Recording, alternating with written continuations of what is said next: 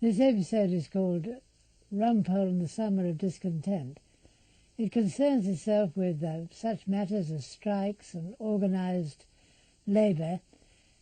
The case is about a brick being thrown at a coach as it passes a picket line, but more people are going on strike than that. Hilda has gone on strike and no longer wishes to cook for Rumpole, so you'll see what happens when Rumpole cooks. It's a fairly disastrous ending to that particular part of the story. Guthrie Featherstone wants to go on strike because solicitors, who are sort of the other class of lawyers, want to do more barristering. The judges are very discontented and thinking of going on strike. And there's a lot in it about the trades union, really, aspect of barristering. As Liz Probert at one moment says, the barristers and the law have one of the most restrictive practices of all. And isn't that true?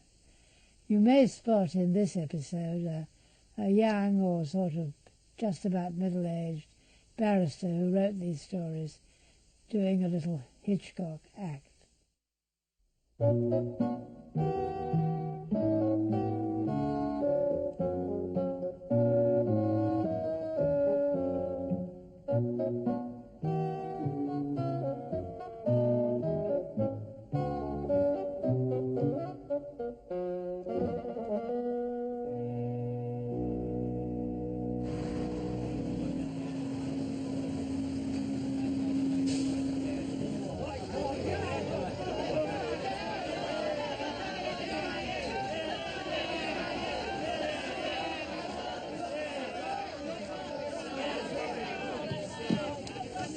Which is to reason with you, brother, as to whether you should cross this picket line in an officially recognised dispute.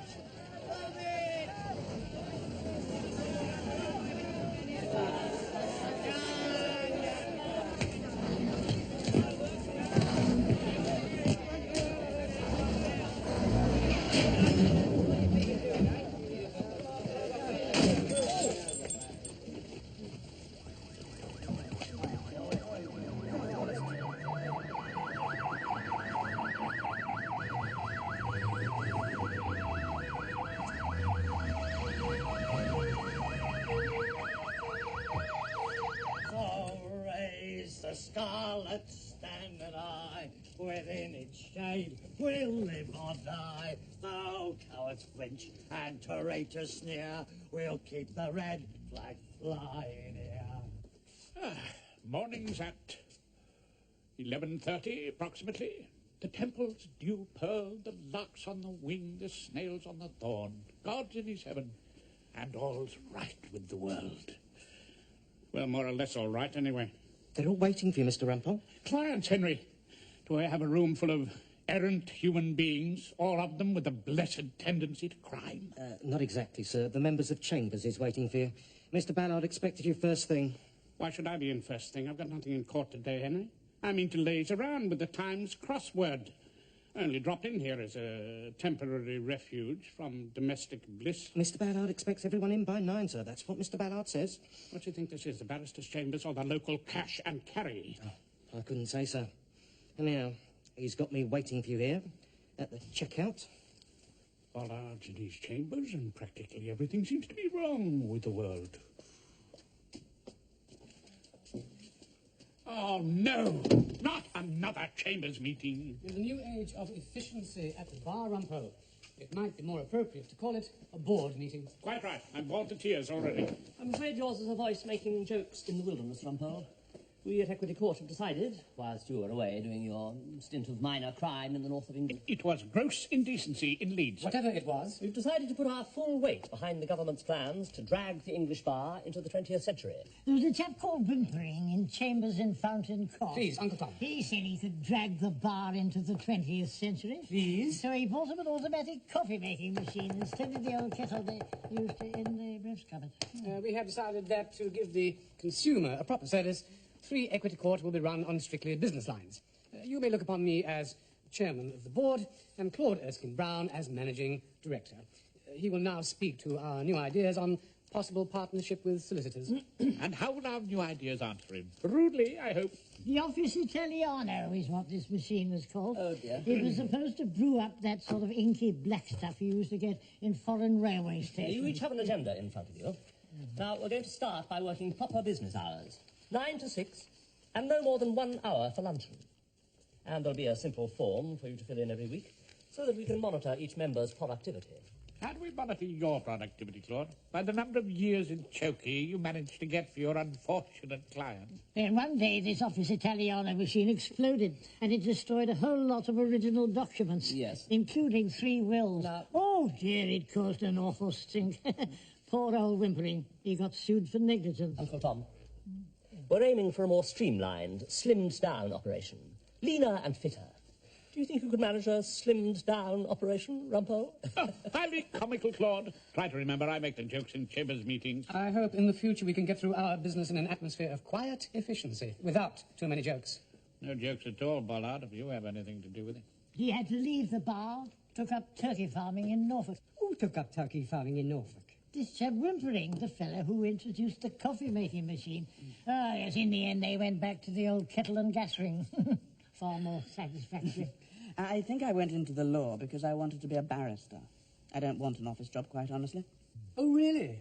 Well, times change, Inchcape, and we have to change with them. Now, to get back to Claude's paper. I'm not sure we want solicitors joining us. Do we need the competition? I speak as a man who has 4 daughters to bring up, and jolly well needs every brief he can get hold of. Yes, yes. Well, I suppose, Hoskins, it's just possible that some solicitors have daughters too. If we're making these changes... We are, Probert, we are. The Lord Chancellor expects it of us. Very definitely. No. Carry on, Elizabeth. We'd like to hear your contribution. Don't be shy. Then why don't we make it a really radical chambers? This chap Whimpering Uncle Tom was a bit of a radical. War-coloured sock. I mean, why don't we concentrate on civil liberties? Stop the government using the courts for another spot of union bashing. My dad knows a union leader who's been arrested. Now, that's just the sort of thing we should be... What? What? Defending trades unions, Miss Probert? I don't think that's quite the sort of image we want to give number 3 Equity Court. No, I'm afraid I agree. Standing up to plead for the amalgamated sausage skin operatives, or whatever they are, not quite the name of the game at this particular moment in history. Oh, really, Claude? You're a barrister, aren't you? You belong to the oldest trade union of the lot. Cram full of restrictive practices. Oh, got you there, old up. Direct it, right below the waterline. Well, really, Elizabeth, isn't that just a little bit hard on a fellow?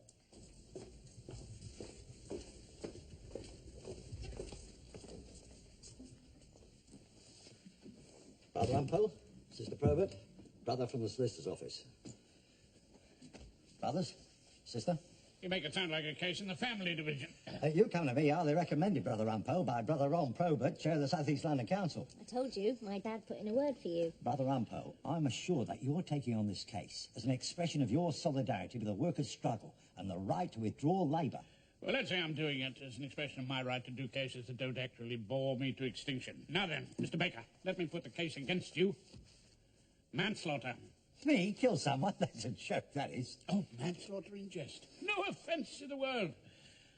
There is evidence that as the unfortunate coach driver, now deceased, was being carried to the ambulance, you were heard intoning some ditty about the people's flag being deepest red. We sings it at social events. It's just like Old Lang Syne. Or somewhere over the rainbow. I suggest that during this industrial dispute you behave with utter contempt for the law. Me? Never. You're on a picket line with more than 6 people. That's not a law, that's a code of practice. Oh, please, Mr. Baker. Let's leave these niceties to Ms. Liz, Sister Liz. She has the books. Neither you or I have the time to read them. Do you deny you're on a picket line with more than 6 people? Some others turned up to give us extra support, yes. Brothers from your own place of work? Not necessarily. Oh, brothers you'd never seen in your life before? Well, some of them was, yes, but we needed all the help we could get. Even illegal help? I suppose so. Even the help a brick chucked through a Sherabang window? I didn't do that, I swear it. Ah, well. A witness named Jeb says he saw you do it. Then he's a bloody liar. Oh, not a brother then, eh? Perhaps a more distant relation. Down at the local nick, you were subjected to a forensic examination. They took a liberty. And traces of brick dust were found on your trousers, your shirt, and your hands. I was doing some building in the back garden. A man's got to do something when he's out of work. Oh, so you indulged in a spot of bricklaying. How extremely convenient. So, you think he's guilty? On the contrary, Sister Liz, I know he's innocent. No criminal is going to stand around singing the red flag over his victim's body. Certainly not in the presence of the old Bill. Wouldn't find the Timpsons doing anything like that, would you? And if he's innocent, we might get him off at the committal. Our only chance of getting him off is in front of a jury. We say as little as possible at the committal. All the same, I'd like you there, Mr. Rumpole. Oh, would you, brother? Anything to oblige. Well, you see, I might need a few tips. Tips, Brother Bernard? Yes, well, I thought I'd do the advocacy at the preliminary hearing. Well, sort of a dummy run for the Lord Chancellor's changes when we solicitors can appear in the highest courts in the land. So, if you'll sit behind me, Mr. Rumpole.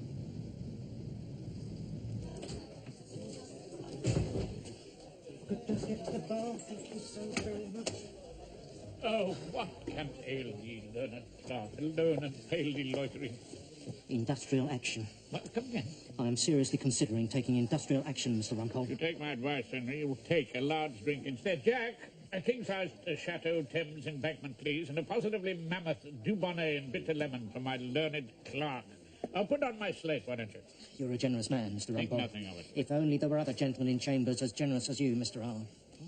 Meaning, Mr. Erskine Brown. Oh, to name but a few. There, Mr. Rumpole, you've put your finger on it, sir.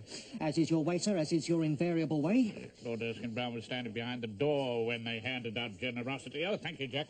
It's not that, sir. It's his business plan. To slim down chambers, Mr. Rumpole. Never trust anybody who wants to slim down anything, Henry. God rot all slimmers. He's suggesting taking me off my percentage and putting me on wages, sir. He says a clerk is just a constant figure on their new balance sheet. What, should I withdraw my labour? Oh, industrial action by barrister's clerk. Sounds a bit like a strike by poets or pavement artists. Hardly likely to bring the country to its knees, old love. Too true, Mr. Rumpole. Too very true, sir. So I'd be grateful of your opinion. My opinion, Henry, is this. We are the last of the freelancers, the knights errant of the law. We ride the world with our sword rusty and our armour squeaking. We do battle with fire-breathing dragons on the bench and rescue a few none-too-innocent damsels in distress. We fit into no one's business plan or keep office hours or meet productivity targets. And the only choice we offer the client is freedom or choky. It could well be, Henry, that our day is done. Done, Mr. Rumpole. From too much love of living, from hope and fear set free, we thank with brief thanksgiving whatever gods may be, that no man lives forever. The dead men rise up never, that even the weariest river winds somewhere safe to sea. There now, Henry, doesn't that cheer you up? Not very much, sir, if I have to be extremely honest. Same again, Jack, please, if there's any room left on the slate.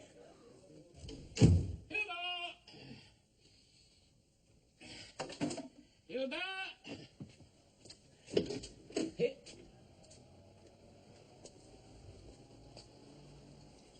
Hilda? Answer came there none. But that was scarcely odd, because she'd went and been and gone.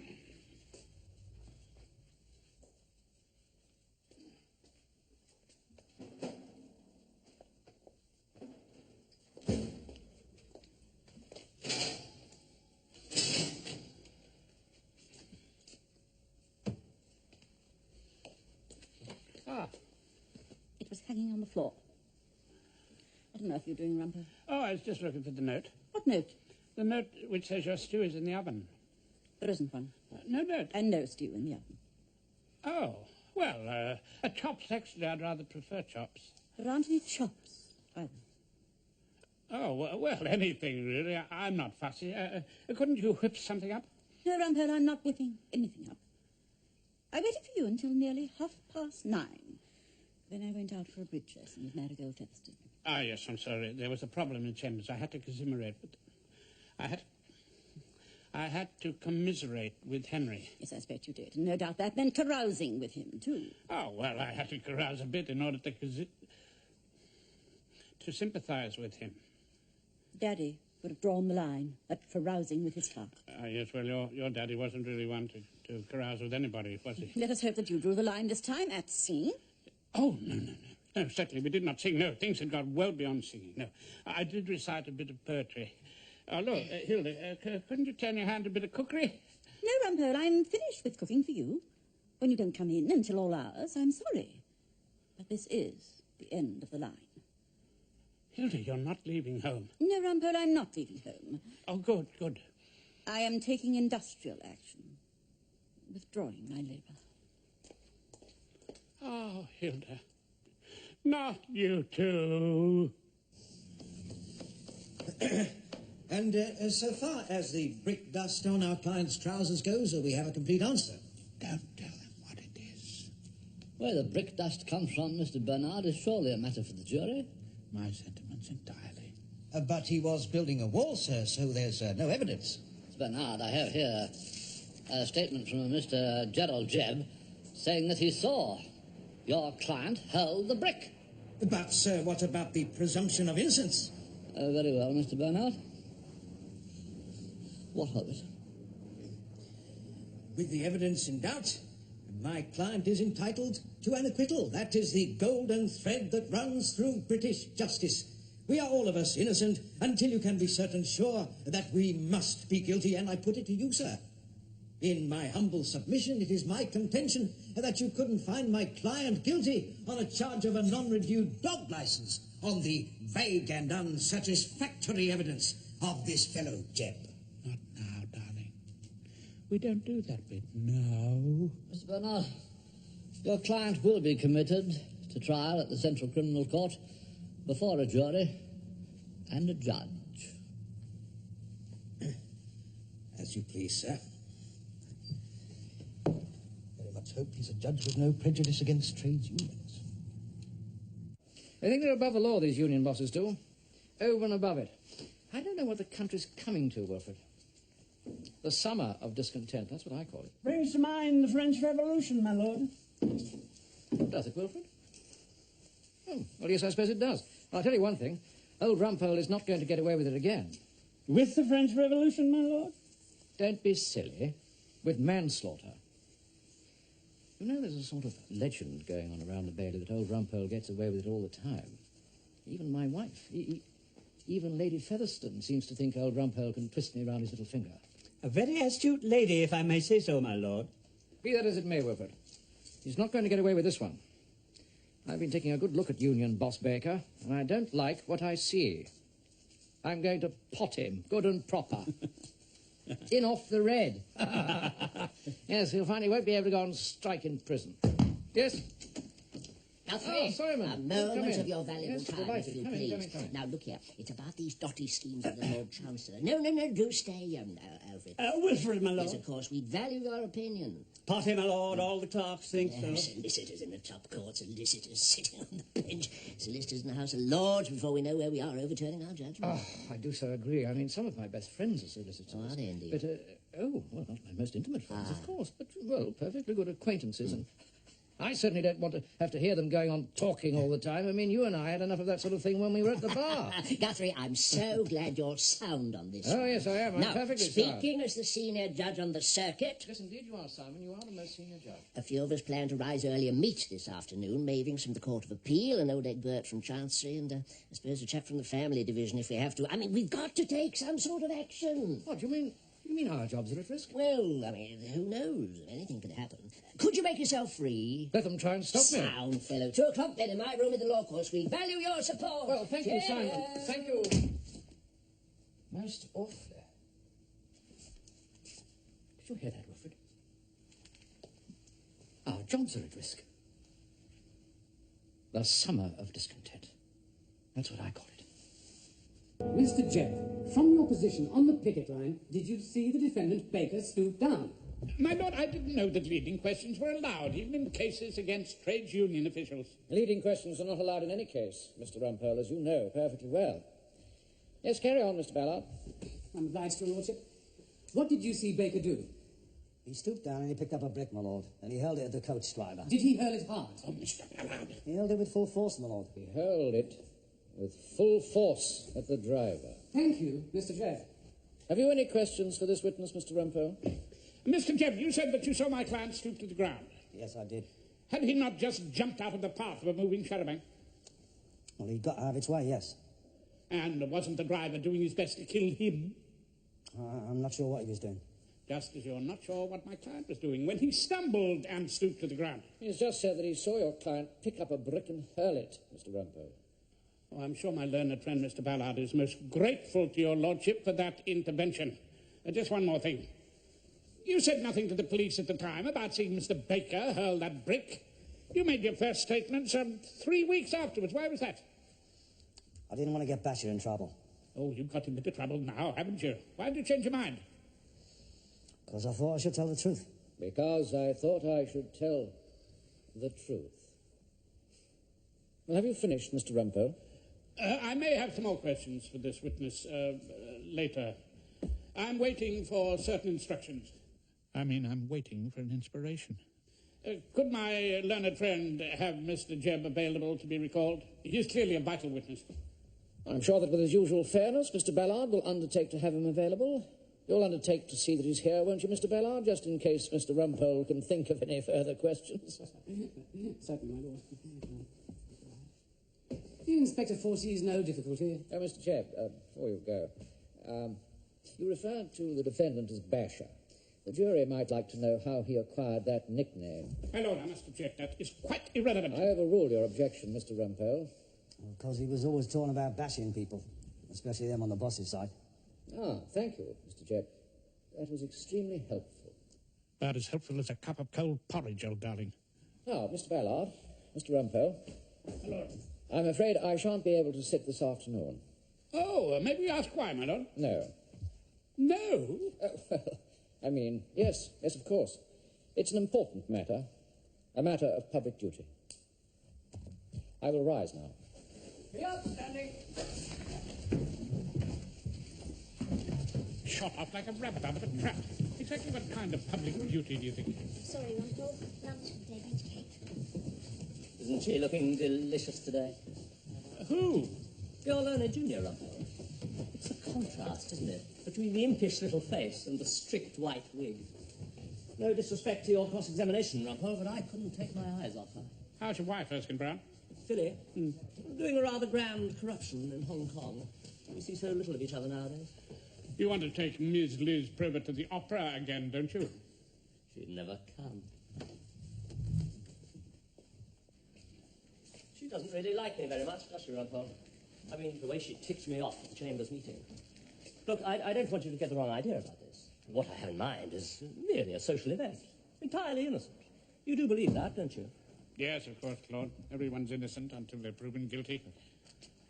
Look, I might just be able to help you. Help me, Horace? Yes, it is true. I do have a little influence with my former pupil, Miss Liz Probert. Despite my bad luck in not being born a member of an ethnic minority or female or a one-parent family, she does sometimes take my advice. Do you think you could advise her, Horace? Of course, I couldn't connive at anything but a purely musical evening. Purely musical? I promise you. Scout's honour. Oh, well, I'll try to do my best. And do a good deed for someone every day. There'll be bluebirds over the white cliffs of Dover. Tomorrow, just you wait and see. There'll be joy and laughter and something ever after. Tomorrow when the world is free. The shepherd, the shepherd, the shepherd.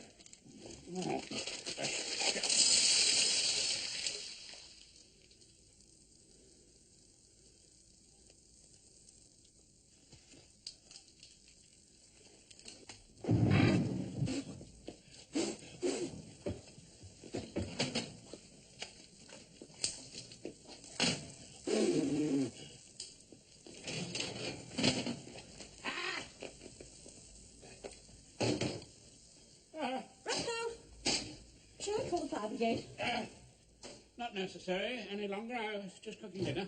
Really? I thought you were arranging an interesting collection of fossils. Oh, look, Hilda, I've had absolutely no training in this line of work. Well, you should have thought of that, Rumpole, before you decided to stay out all hours. Look, couldn't we refer it to the ACAS conciliation service or discuss it over beer and sandwiches like they used to do in the old days? What's that? It sounds extraordinarily like the front door bell. I'll do. those potatoes on now. You could have them for pudding.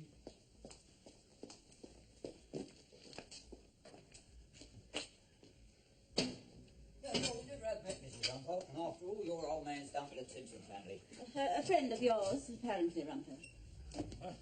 Dennis! Dennis Timpson, how are you? Senior member of the Timpson clan. Notorious family of South London villains that have kept us in saucepan scourers and such like little luxuries for the last 13 years. Villains?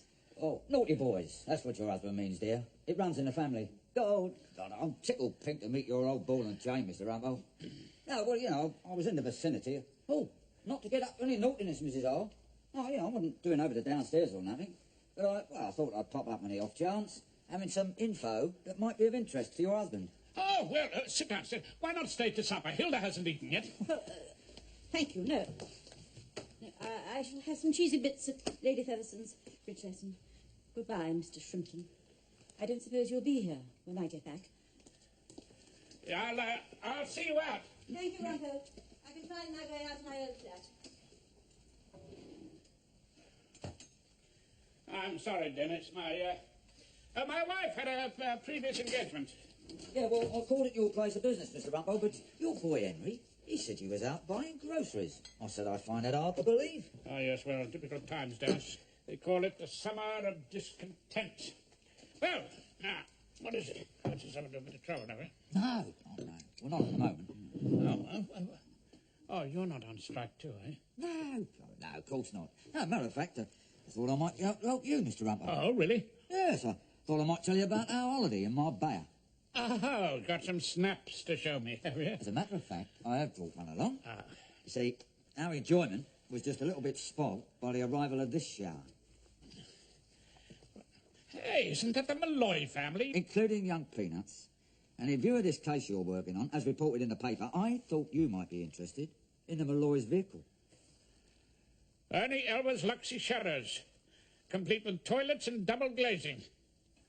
And young Peanuts. Yes. You'll notice the grey-haired old party with his arm around Peanuts, his Aunt Dolly. By God, I notice him. Yeah, Jerry Jebb.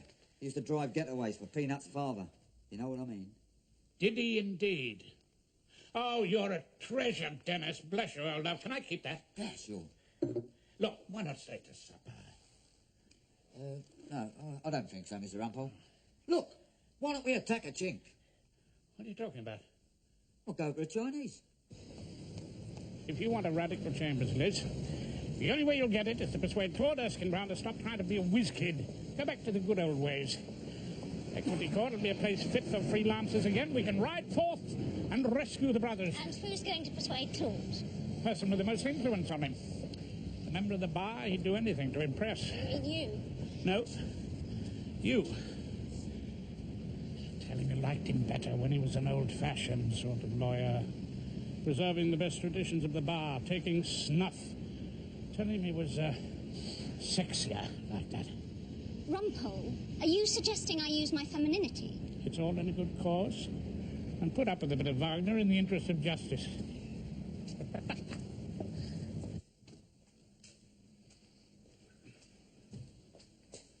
Wilfred, is the judge going to honour us with his presence this morning? Bless you, yes, Mr. Rumpole. We're not going on strike yet. On strike? We think it may come to it. That's what our judge was saying. If the Lord Chancellor wishes to put up a solicitor over our heads, we may have to take action. Oh, quite right, too. So, yesterday afternoon? Just a taster, Mr. Rumpole. Just to show the public we're not going to be pushed around.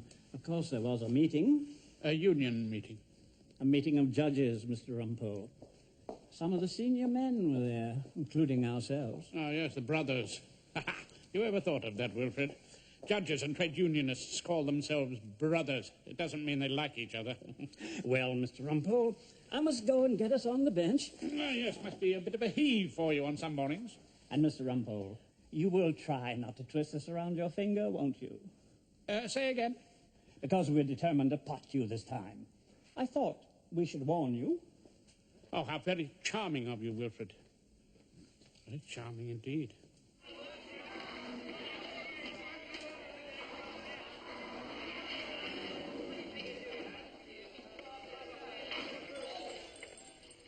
Stop! I call upon my learned friend, Mr. Ballard. Ballard! Makes no difference. I still call upon him to make the following admission. That the dark-haired young man on that picket line wearing the red jacket is Mr. Peter, known as Peanuts Malloy. I don't suppose your learned friend has any idea. Then let him ask the detective inspector in charge of the case. He will very soon find out.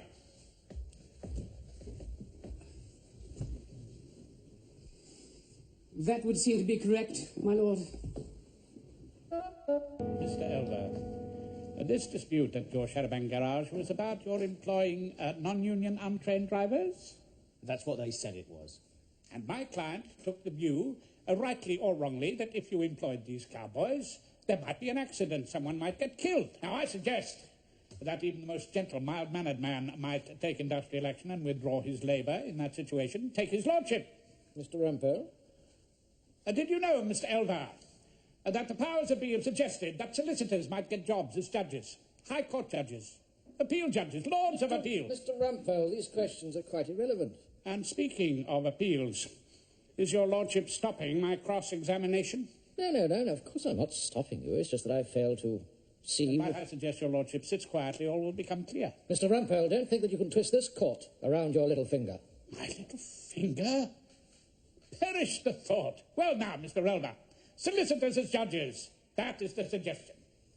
I didn't know. Well, you know now. And that suggestion caused even such a reasonable, sensible, moderate man as his lordship to go on strike. On strike, Mr. Rumpole? What are you talking about? Well, yesterday afternoon, my lord. I seem to remember that not very much work was done. Was not your lordship on strike? No, I was not on strike. Simply withdrawing your labour. As I told the court, I had to go to an important meeting. Yes, you did, my lord. You told us that. Oh, keep out of this, Ballard. With a very senior judge and brother judges from the Chancery and Family Division. Ah, yes, the shop stewards. What was the discussion about, my lord? Mr. Rumpole, are you cross-examining me? Cross-examining your lordship? Heaven forfend! Of course, I can understand that if the judges are in dispute with their employers, then it is a delicate matter, better kept secret. No, well, I don't think it is any secret that certain changes have been proposed in the legal system. Cowboys on the bench, my lord. Well, no, perhaps not quite, but certainly people whose training may not exactly fit them for... And if these changes are implemented, are we to expect further industrial action down the Old Bailey? Well, it's a possibility. I hope that wiser counsel will prevail. Now, come along, Mr. Rumpole. That's quite enough of that. High Court judges are not, nor have they ever been, members of a trades union. Is that a legal proposition, my lord, or a subject for debate? Could you get back to the question we have to try? Did your client commit manslaughter? I was merely venturing to suggest that when their jobs are threatened, even the most reasonable men will withdraw their labour. I'm sure his lordship will agree. Do you not think that is a reasonable proposition, Mr. Elder? I suppose so. But you wanted to make it look as unreasonable as possible, didn't you? Why would I want to do that? Well, childishly simple, Mr. Elver. Because if you could prove there were more than 6 pickets, you could get an injunction. If you could prove that there was violence and intimidation, you could get the union fined large sums of money. And you could get rid of that thorn in your flesh, Mr. Basher Baker, and hire as much cheap cowboy labour as you wanted. But there was violence on the picket line. Of course there was, because you put it there. Usher.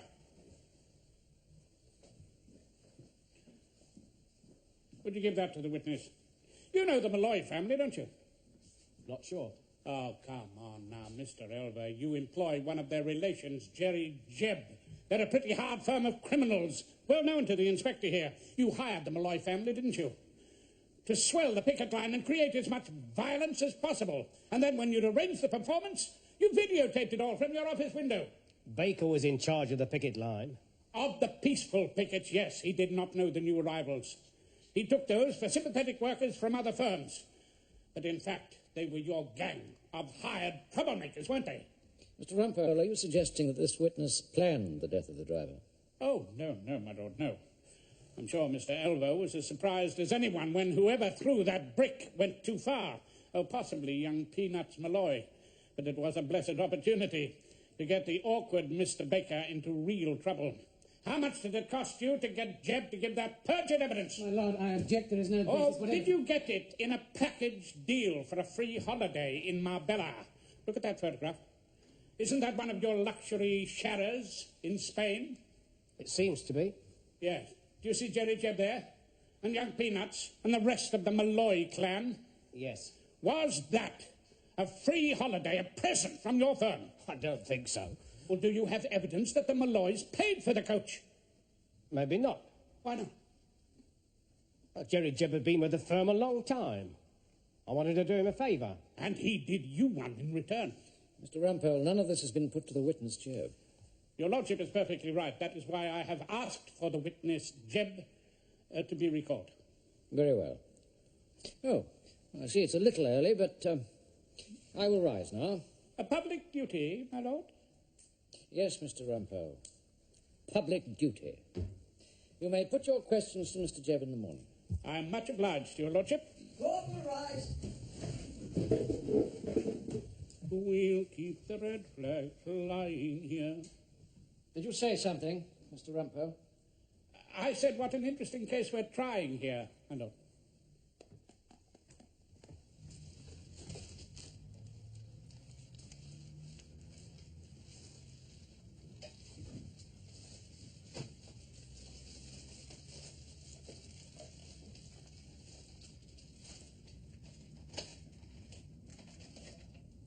Working hard, Guthrie? Marigold? Or are you taking industrial action? There you are. Oh, well, hard day in court, you know, and happened to rise a little early. What was that about industrial action? I've been reading the paper. Oh, yes, of course.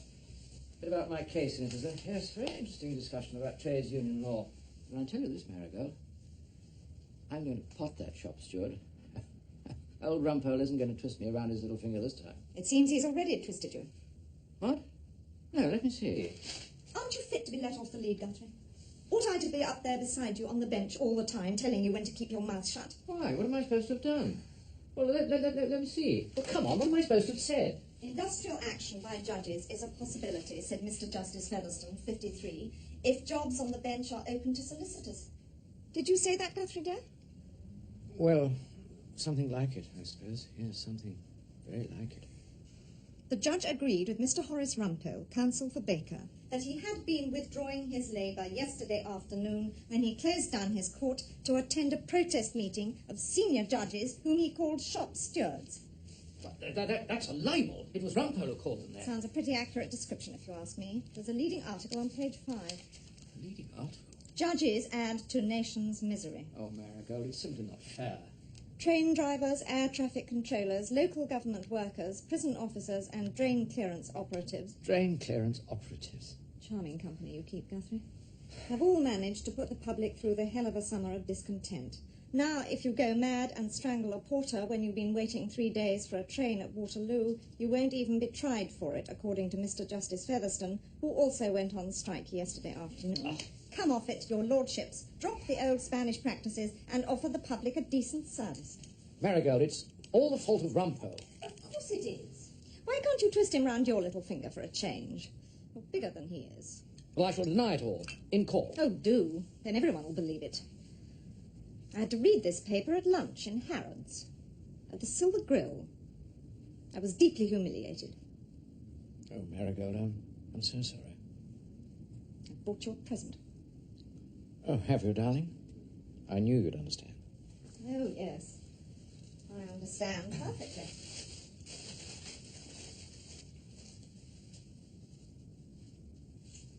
It's your flat ad, Guthrie. Now you can go down the Working Men's Club and play darts over a pint of wallop with the charge hands. I'm going to my bridge class with Hilda Rumpole. Her husband may have his drawbacks, but at least she's not married to a shop steward. Oh, brother.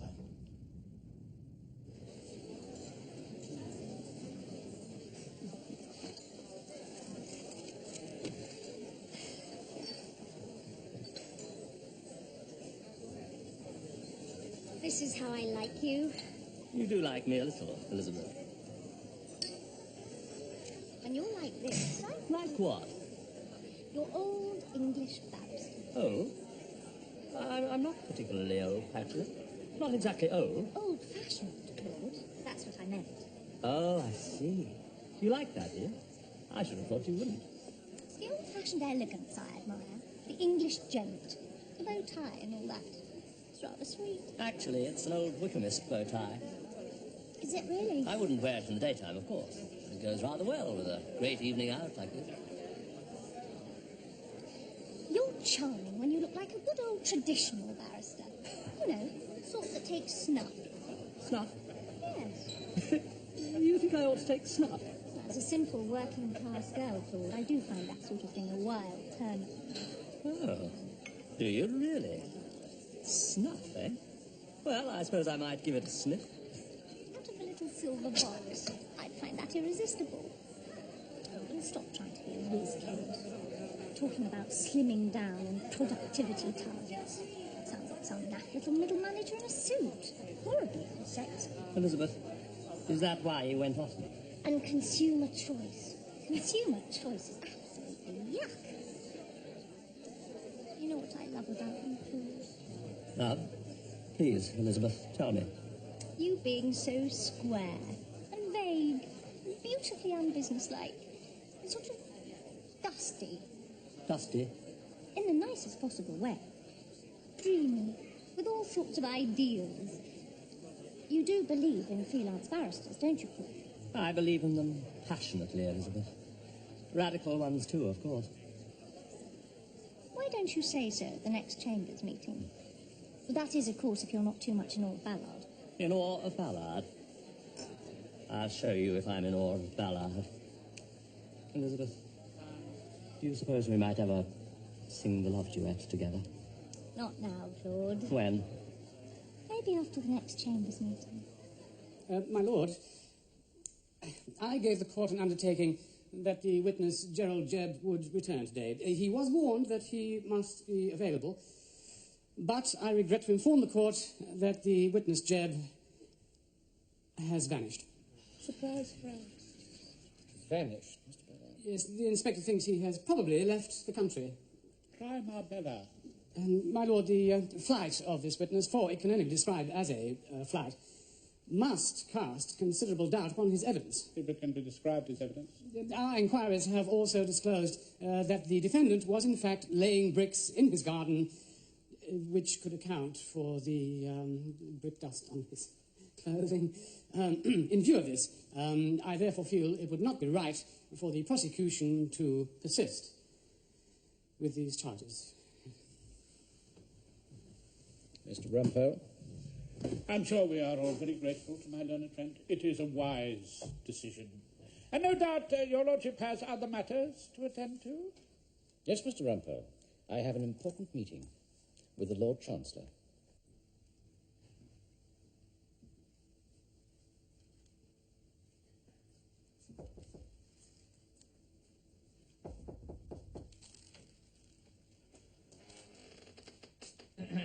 Lord Chancellor. Ah, come along in, my dear old fellow. Sit you down. Drink? Oh, thank you. Lord Chancellor, all this business about striking. Ah, that's why I wanted to see you, Guthrie. We really can't have judges going on strike, can we? I mean, we just fined the drain cleaning operatives $250,000 for not taking a ballot. Do you have that sort of money in your trousers? No, of course not. I think the judges are all pretty well agreed, Lord Chancellor, that should it come to a ballot, they might, well, take action. Oh, dear, oh, my ears and whiskers. I don't think the Cabinet will like that. The idea of the judges on the picket line with an election coming up, I don't think the Cabinet are going to be attracted by that. Got a cloth cap, have you? Well, yes, as a matter of fact, I have. Oh, well, a little something to eat? Beer and sandwiches. Sometimes the old-fashioned way is the best. Now, look here. I don't wish to quarrel with you fellows, and I don't really know why these solicitor chaps want to be judges anyway. Oh, I quite agree. I mean, they make much more money sitting in their offices selling houses. Or whatever it is they do. Well, exactly. In fact, I don't know why anyone should want to be a judge, unless, of course, their practice is a bit, rocky. That's your trouble, was it? No, certainly not. I felt a call, public duty. Well, I suppose your wife likes it. No more talk about going on strike, eh? What do you say? We leave the whole question of solicitors joining the judges for the judges to decide. super. I'm thinking along those lines. Good to talk to you, Guthrie. Thank you, Lord Chancellor. Now, why don't you try the cheese and tomato?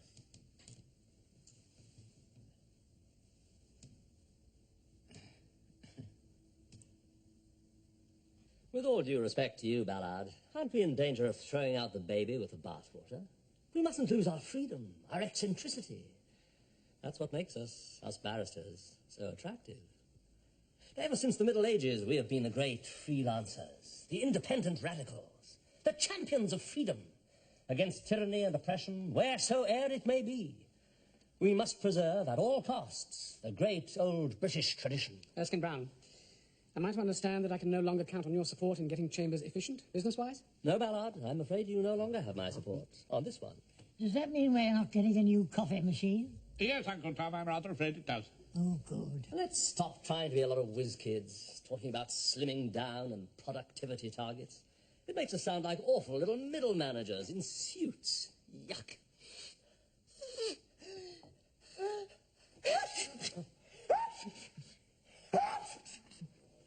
I say, that's a terrible cold you've got, old man.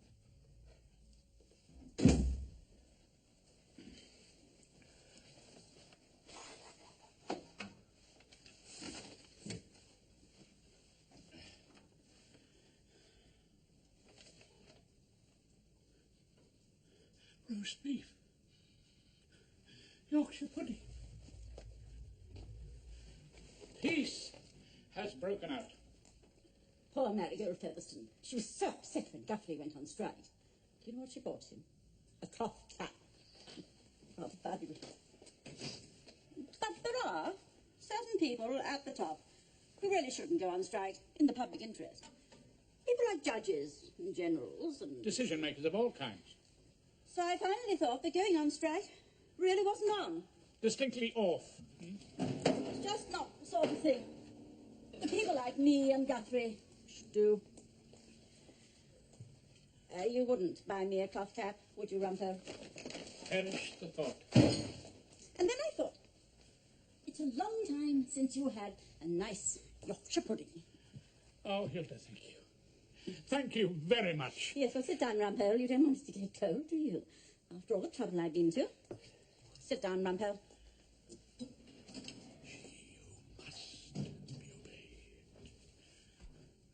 You must be obeyed.